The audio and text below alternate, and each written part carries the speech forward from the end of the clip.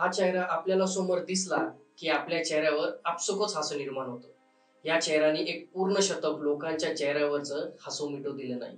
हो, अगदी बरोबर. हे आहेत the great comedian Charlie Chaplin. हे एक यशस्वी अभिनेता असण्यासोबत उत्तम दिग्दर्शक, निर्माता आणि संगीतकारही होते. त्यांनी वयाच्या 88व्या वर्षापर्यंत अभिनय, दिग्दर्शन, पटकथा लेखक, निर्माता, संगीतकार अशा सर्वच भूमिका चोखपणे पार पाडल्या. पण या चित्रपटातील हसवणाऱ्या चेहऱ्यामागची गोष्ट सुद्धा एखाद्या चित्रपटापेक्षा कमी नाही. काय आहे ही गोष्ट? एक सरळ सिंपल लाईफ स्टोरी की ट्रॅजिक लाईफ? काय आहे चार्ली चॅप्लिन यांच्या आयुष्याचे या न उलगडणाऱ्या गोष्टी? नमस्कार, मी चिराग आणि तुम्ही पाहताय राजवर्धन इन्फो.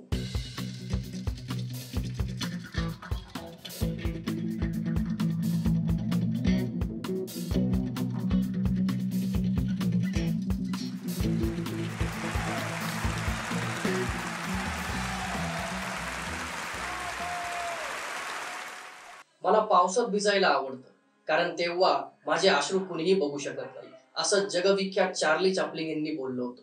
चार्ली चॅप्लिनचा जन्म 16 एप्रिल 1889 रोजी ब्रिटनमध्ये झाला.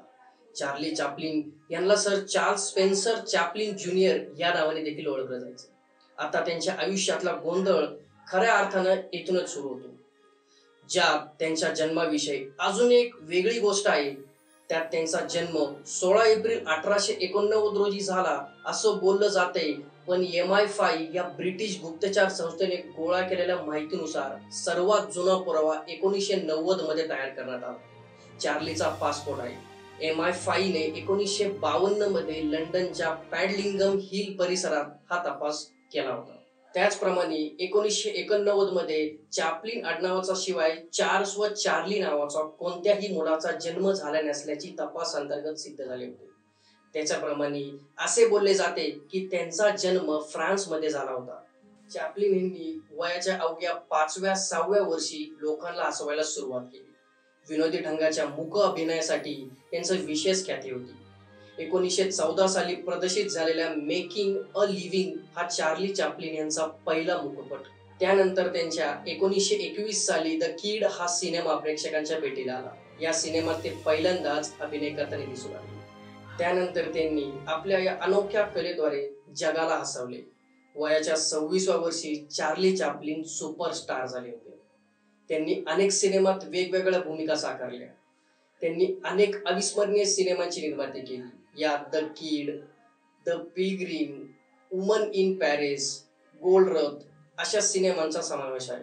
चार्ली चॅप्लिन यांच्या वैवाहिक आयुष्यातही खूप चढ उतार राहिले होते. त्यांनी एक 16 वर्षीय अभिनेत्री ब्रिटन हिरी सोबत लग्न केले, पण त्यांचे लग्न फक्त 2 वर्षे टिकू शकले. त्यानंतर तो पुन्हा लीटा ग्रे या अभिनेत्री सोबत लग्न बंधनात अडकला, पण त्यांचे नाते देखील फार काळ टिकू शकले नाही. त्यानंतर त्यांनी 1936 साली पोलेट गोदार सोबत तिसरं लग्न केलं. त्यानंतर त्यांनी 1943 साली 18 वर्षे उना ओ नील सोबत सुखी संसार केला. त्या दोघांनी city light, the great dictator अशा लोकप्रिय सिनेमाची निर्मितीही केली. चार्ली चॅप्लिन यांना एकूण 11 अपत्ये होती. त्यांचे हे वैवाहिक आयुष्य खूप वादग्रस्त राहिले होते. मित्रांनो, द ग्रेट डिक्टेटर सिनेमा त्यांनी त्यावेळेस जर्मनीतल्या हिटलरशाहीला आपल्या चित्रपटातून दाखवले होते. जेव्हा दुसरं महायुद्धात अमेरिकेने जर्मनीचा पराभव केला, तेव्हा तिथे असलेल्या सैनिक तुकडीच्या जनरलने हिटलरच्या ऑफिसमध्ये जाऊन तिथे असणाऱ्या मोठ्या पृथ्वी गोळ्यासोबत फोटो काढला होता.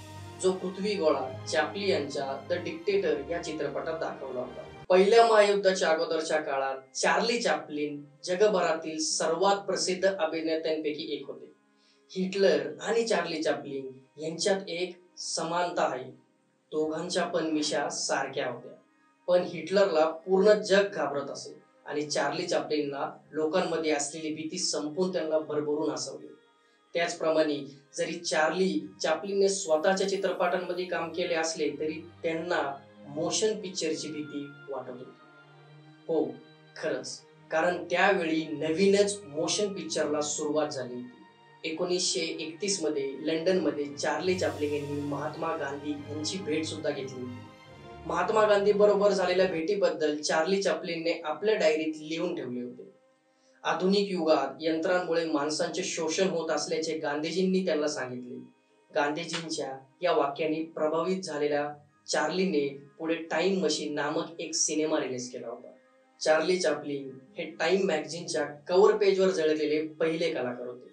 6 जुलै 1925 रोजी प्रसिद्धी झालेल्या टाइम मॅगझिनच्या कव्हर पेजवर चार्ली चॅप्लिन यांना स्थान देण्यात आले होते. एकदा महान वैज्ञानिक अल्बर्ट आइन्स्टाईन यांनी सुद्धा चार्ली चॅप्लिन यांना भेटण्याची इच्छा व्यक्त केली होती. विंटेज न्यूजच्या एका वृत्तानुसार जेव्हा चार्ली चॅप्लिन यांना कळले की आइन्स्टाईन सोबत त्यांच्या पत्नीने चॅप्लिन यांना जेवणासाठी इन्व्हाइट केले आहे, तेव्हा त्यांनी क्षणाचाही विलंब न करता हा प्रस्ताव स्वीकारला. त्यानंतर अल्बर्ट आइन्स्टाईन व चार्ली चॅप्लिन यांच्यामध्ये चांगली मैत्री झाली.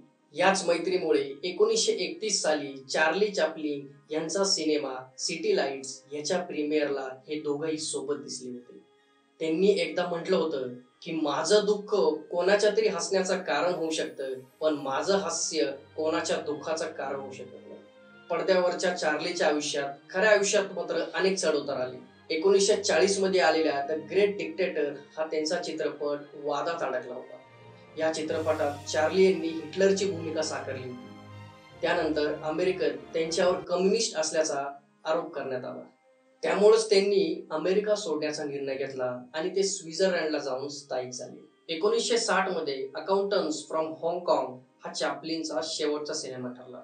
जवळपास 20 वर्षानंतर म्हणजे 1972 मध्ये त्यांना ऑस्कर या सर्वोच्च सन्मानाने गौरवण्यात आले.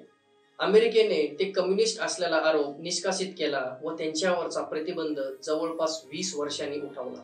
चार्ली चॅप्लिन यांना त्यांच्या सिनेमात दिलेल्या योगदानाबद्दल ऑस्कर जाहीर करण्यात आला. या सन्मानार्थ जवळपास 12 मिनिटांपर्यंत लोकांनी उभे राहून त्यांच्यासाठी टाळ्या वाजवल्या. हा ऑस्करच्या इतिहासातील सर्वात मोठा स्टँडिंग ओवेशन मानला जातो. अखेर 25 डिसेंबर 1977 रोजी या अवलियाने जगाचा निरोप घेतला. त्यांचा पार्थिव शरीर दफन करण्यात आला होता. पण त्यानंतर आश्चर्याची गोष्ट म्हणजे अवघ्या 2 महिन्यात चॅप्लिन यांच्या पार्थिव शरीराची चोरी झाली होती. तब्बल 11 दिवसांनी 17 मे 1978 रोजी जिनेव्हा येथील तळ्याजवळ चॅप्लिनच्या मृतदेहाचा शोध लागला होता व पुन्हा त्या मृतदेहाची विटंबना होऊ नये म्हणून तो जमिनीत 6 फूट खोल पुरण्यात आला. अशा या महान अभिनेत्याच्या जाण्यानंतर इतक्या वर्षानंतरही ते आपल्या मनात जिवंत आहेत. त्यांचे सिनेमे आजही प्रेक्षकांना खळखळून हसवत आहेत व येणाऱ्या पिढीलाही हसवत राहतील. त्या प्रसंगी चार्ली चॅप्लिन यांचे एक वाक्य इथे आठवते, ते म्हणजे ज्यात त्यांनी आयुष्याला अगदी साध्या पद्धतीने मांडले आहे. ते वाक्य असे आहे, या जगात कोणतीही गोष्ट कायमस्वरूपी नाही, तुमचा वाईट काळ सुद्धा. तर मित्रांनो, कशी वाटली तुम्हाला ही चार्ली चॅप्लिन यांच्या विषयाची ही थोडक्यात माहिती? या व्यतिरिक्त तुम्हाला जर का काही माहीत असेल तर ते आम्हाला कमेंट करून नक्की सांगा. तसेच हा व्हिडिओ तुम्हाला कसा वाटला हेही आम्हाला कमेंट करायला विसरू नका. आजचा हा व्हिडिओ तुम्हाला आवडला असल्यास व्हिडिओला लाईक व चॅनलला सबस्क्राईब करायलाही विसरू नका. तर मग भेटूया पुढील व्हिडिओमध्ये एका नव्या विषयासोबत. धन्यवाद.